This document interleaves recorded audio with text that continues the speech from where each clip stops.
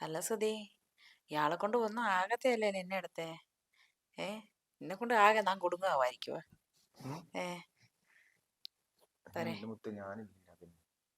അത് ശരി, നീ ഉള്ള കാരണല്ലേ ഞാനിപ്പോ ജീവിച്ചു പോണത്. ഏ അതെ. ഉം. ഉം. പിന്നെ പിന്നെയും പിന്നെയും പിന്നെയും എല്ലാ കാര്യങ്ങളും ഞാൻ തന്നെ നോക്കണമെന്ന് വെച്ച് നിനക്ക് നടക്കുവോ. ഞാനില്ലേ. അത് ശരി. ഉം. ഉണ്ടായിരുന്നിട്ട് എന്ത് കാര്യണ്ടേ.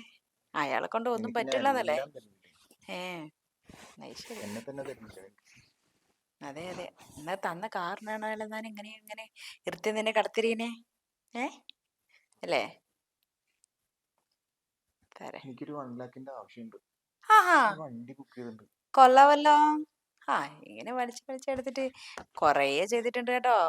ഹാ, എന്നാണാവോ ഇയാള് പിടിക്കുന്നത് തന്നെ അതറിയാലേ. പിടിച്ചാൽ എന്താ, ഏ ഞാനില്ലേ. അത് ശരി. ആ, പിടിച്ചിട്ട് വേണം നീയല്ലേ. ആ ആ, കൊള്ളാം. വലിക്കുന്നതിന് ഒരു ഇതല്ലേ. ഏ വലിച്ചെടുത്തിട്ട് എന്ത് ഏതായാലും ചെയ്യാനാ ഇത്ര വേണം നീ നീ. തന്നില്ലേ, ഇതും കൂടി നീ താ. ആ ആ, കുഴപ്പമില്ല കേട്ടോ. ആളെയും പിന്നെയും കുഴപ്പമില്ല. ഇയാള് കുഴപ്പക്കാരനാണോ നിന്നെ അടുത്തെ. നീ എന്നെ കുഴപ്പമാകാതെ ആക്കുവോ. ഇല്ല, പിന്നെ ഞാൻ ചെയ്യില്ല മുത്ത്. ഏ പിന്നെ എന്തിനാ അങ്ങനെ ചെയ്യുന്നത്. നാട്ടുകാർക്കൊക്കെ അപ്പൊ മൊത്തം ഞാൻ പരച്ചിലായിരിക്കല്ലേ. പറ, എന്തായാലും ആവട്ടെ അല്ലേ. നീയുള്ള കാരണമാണ് ഞാൻ ഇത്രയും ഇതായി പോണത് കേട്ടോ.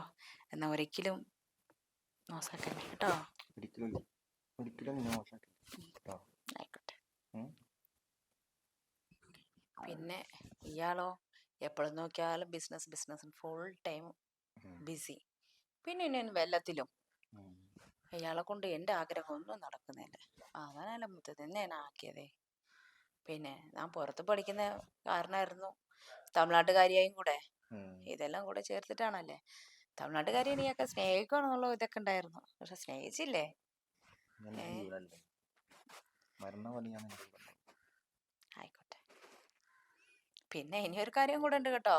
ഉം. ഇയാൾക്ക് നിന്റെ അക്കൗണ്ടിലുള്ള പൈസ എങ്ങനെ പോകുന്നുണ്ട്